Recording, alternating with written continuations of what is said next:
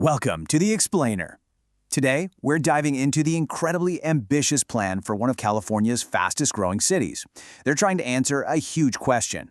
How do you build a city, a heart, from scratch? Seriously, think about that. How do you take a suburb that's just exploding with growth and give it a real, tangible center, a soul? We're going to dig into that by looking at the vision from Menifee, California.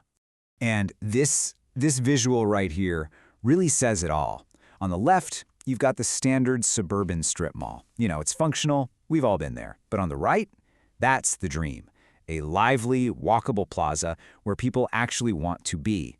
This whole plan is about how you get from the left picture to the right one. So first, we got to understand the problem Menifee is trying to solve.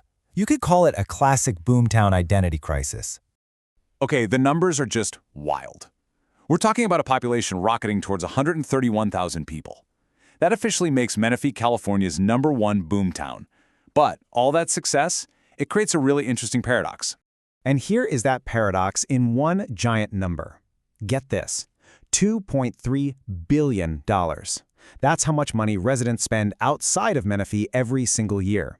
It's what planners call a bedroom community. You know, people sleep there, but they drive somewhere else to work, to shop, to eat, to live their lives.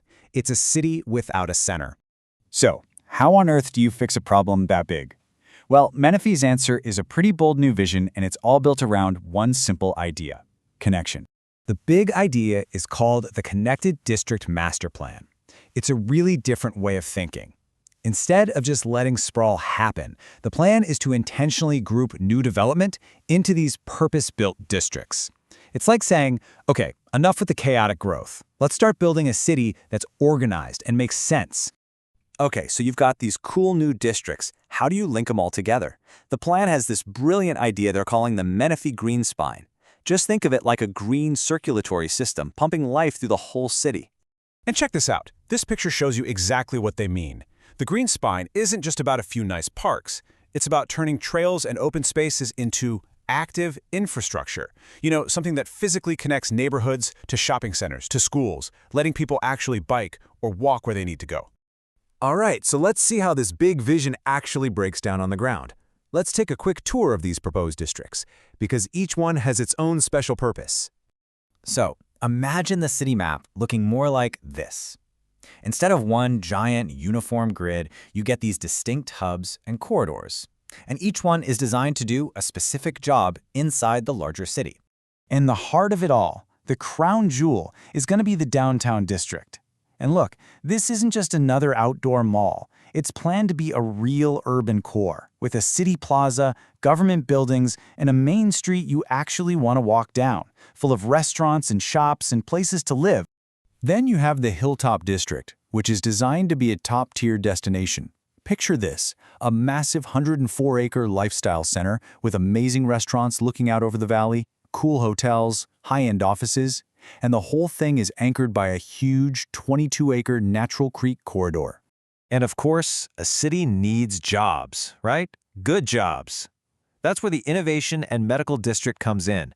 This area will build on Menifee's growing rep as a medical hub, with huge names like Kaiser and Loma Linda, and it'll become a center for advanced manufacturing and well-paying tech jobs.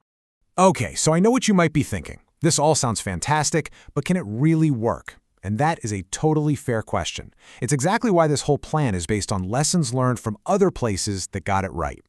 See, Menifee isn't trying to reinvent the wheel here. This whole district's idea is a direct adaptation of the super successful villages concept that was pioneered in Irvine, California, probably one of the most famous master plan cities in the country. And this table kind of shows you their homework. They're borrowing the greatest hits. From Irvine, they learned to build several themed districts, not just one downtown. From a place called the Mosaic District in Virginia, they learned how to make even a small downtown feel packed with energy. And from City North in Phoenix, they took the idea of putting pedestrians first in their entertainment areas. So what's the point of all this careful planning? I mean, what's the actual payoff?